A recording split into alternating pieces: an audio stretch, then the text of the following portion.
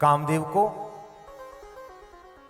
बड़ा ही अहंकार, अपने बल का, अपनी रूप का।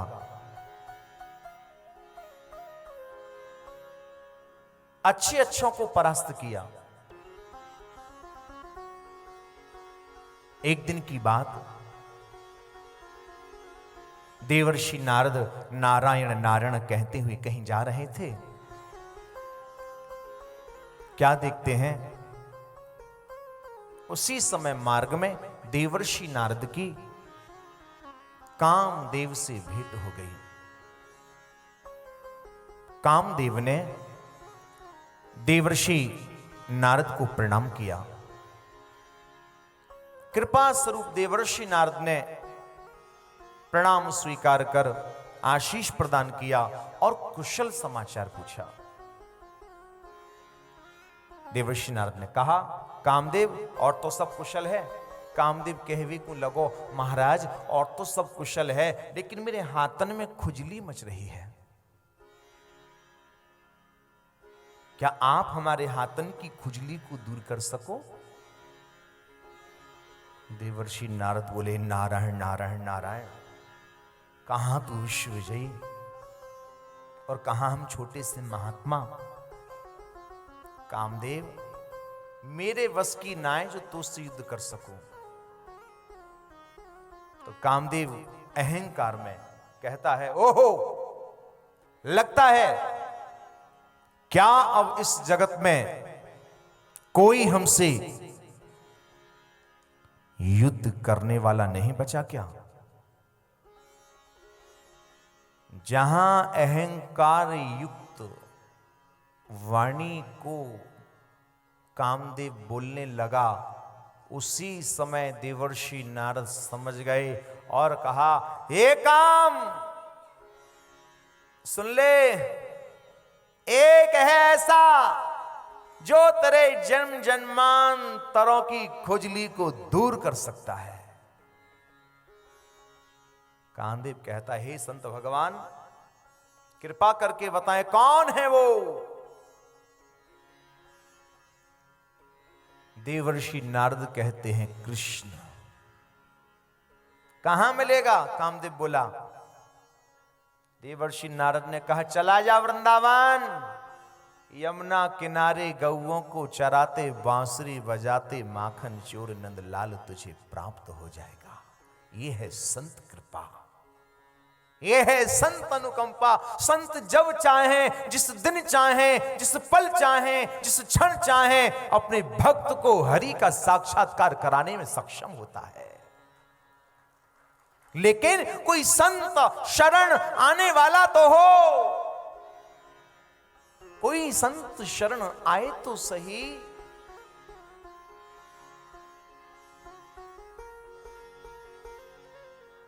अब भले कामदेव कैसा भी हो, लेकिन कम से कम भले विचार जो भी हो उस कामदेव का, लेकिन संत चरण आश्रय तो लिया ना। संत के चरण कमलों में अपना शीश निवेदित तो किया ना। क्योंकि श्रीमद् भागवत में जड़ भरत जी महाराज ने जब राजा रहुगण के लिए उपदेश दिया तो यही कहा कि हे रहुगण, भगवान की प्राप्ति ना यज्ञ करने से होती है, ना जप करने से, ना तप करने से, ना व्रत करने से।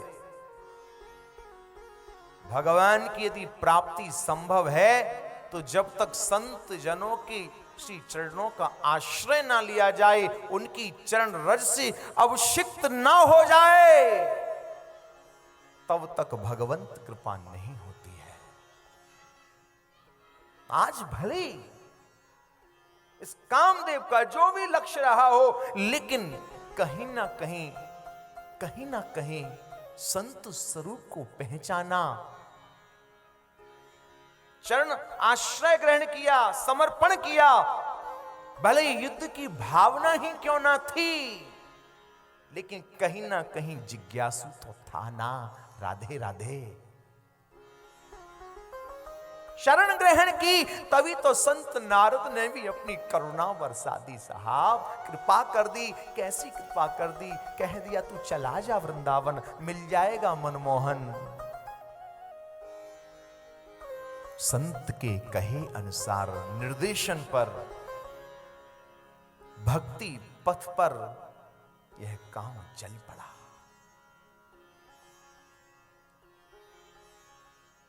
अन्न का कण, संत का क्षण, ये दोनों ही बेशकीमती है।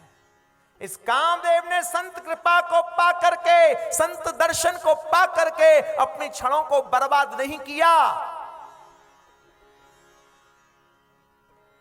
अपने मौलिक जीवन के उस लक्ष्य की ओर बढ़ पड़ा है। याद रखना, हम संसार में आए हैं तो हमारे जीवन का कोई लक्ष्य भी होना चाहिए। लक्ष्यहीन जीवन व्यर्थ होता है। तत्व की जिज्ञासा ही जीव का लक्ष्य है। और तत्व कौन है? तत्व यदि है तो केवल केवल मात्र श्री कृष्ण है। श्री कृष्ण।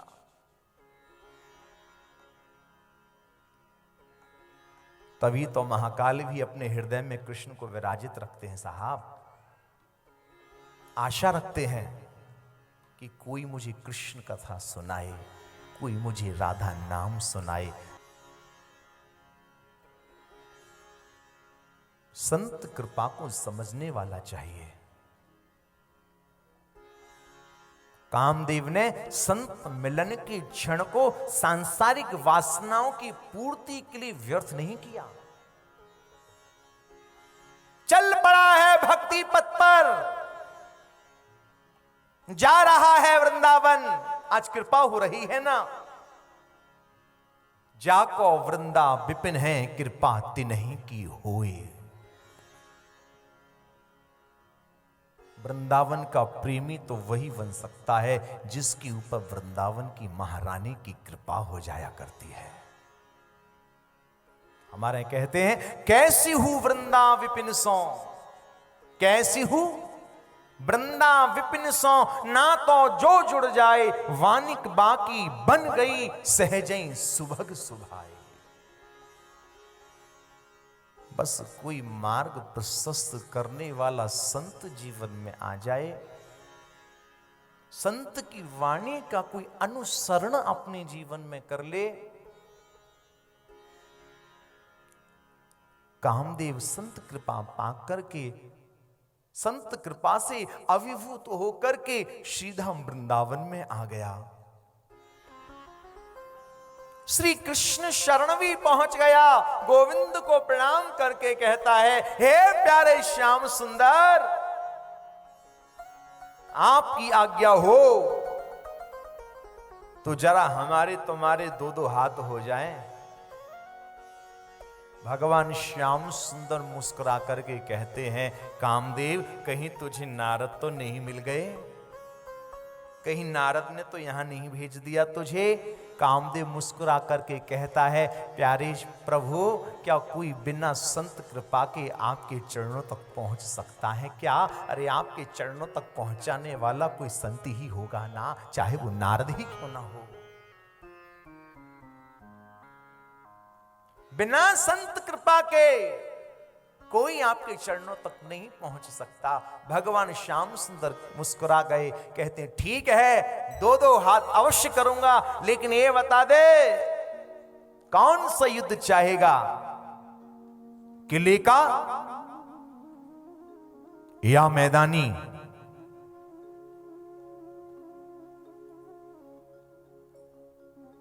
कामदेव कहता है, प्यारे प्रभु, किले का युद्ध करने में क्या मजा, जंग हो तो मैदान ही होना चाहिए ना। कृष्ण कहते हैं, ठीक है, लेकिन सुन ले कामदेव,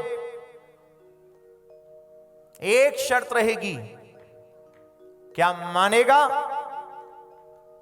कामदेव कहता है, प्यारे आज्ञा करें, कैसी शर्त? भगवान कहते हैं, सुन ले कामदेव, जो इस युद्ध को हार जाएगा, हारने वाले को जीतने वाले का पुत्र बनना पड़ेगा। यदि तुझे ये शर्त मंजूर है तो आ जाना मैदान में। कामदेव तुरंत नतमस्तक हो गया।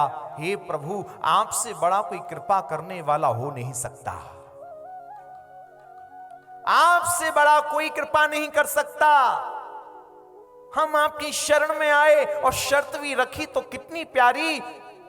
गोविंद, फायदा तो दोनों तरफ से मेरा ही होने वाला है, चाहे हार जाऊं या जीत जाऊं। अरे आपने यही कहा ना कि जीतने वाले को हारने वाले का पुत्र बनना पड़ेगा। तो सुन लीजिए प्यारे श्याम सुंदर, यदि कहीं मैं सिद्ध को जीत गया तो मुझे आपका पिता बनने का सौभाग्य मिल जाएगा, और यदि कहीं हार गया तो मुझे आपका पुत्र बनने का सौभाग्य मिल जाएगा। नाथ, लाभान्वित तो मैं दोनों ही ओर से होने वाला हूं, ये सच है। कामदेव कहता है, प्यारे श्याम सुंदर, हमको आपकी शर्त मंजूर है। भगवान ने कहा, ठीक है कामदेव, लेकिन ये बता, ये युद्ध करेगा कब? प्रभु आप ही आज्ञा करें। आगामी शरद पूर्णिमा, लेकिन ठीक है शरद पूर्णिमा को हो जाएगा, लेकिन किस शरद पूर्णिमा में? क्योंकि 3 शरद की पूर्णिमाएं हैं, ध्यान दीजिएगा। सबसे पहली जो शरद की पूर्णिमा है वह है भादों के शुक्ल पक्ष की पूर्णिमा, जो कि शरद की पूर्णिमा की बाल्य अवस्था है। दूसरी है अश्विनी मास की शरद की पूर्णिमा, जो कि शरद की युवावस्था है।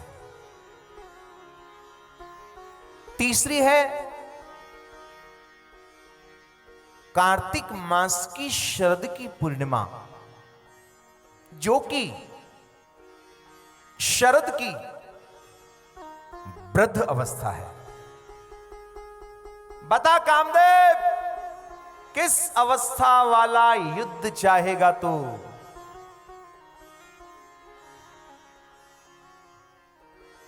कामदेव कहता है, हे प्यारे श्याम सुंदर, जंग हो तो मैदानी ही हो, युवावस्था की ही हो। इसलिए अश्विनी मास की जो शरद की पूर्णिमा है, वही तिथि मुझे युद्ध की ठीक लग रही है, और बाकी प्रभु जैसे आप आज्ञा करें। कृष्ण कहते हैं, यार कामदेव, हम तो तेरी राजी में राजी है, तू चाहे जैसे भज ले मुझे। भगवान श्याम सुंदर आज प्रतीक्षा कर रहे हैं शरद पूर्णिमा की। बहुत बहुत समय से गोविंद को शरद की पूर्णिमा की प्रतीक्षा है। कारण, क्योंकि श्री कृष्ण वचनबद्ध हैं। वह जीव जो राम अवतार के समय श्री राम के रूप को देख करके आसक्त हो गए, कांत भाव जिनके मन में आया, चाहे वो ऋषि मुनि ही क्यों ना हो, लता पता नारियां, जिनने प्रभु श्री राम के स्वरूप को देखा, कांत भाव हृदय में आया। लेकिन प्रभु श्री राम सबको वचन देते रहे कि मर्यादा पुरुषोत्तम का चरित्र है, मर्यादा पुरुषोत्तम का चरित्र है। लेकिन जब श्री कृष्ण अवतार होगा, उस समय मैं आप सबके साथ रास विहार अवश्य करूंगा, अवश्य करूंगा।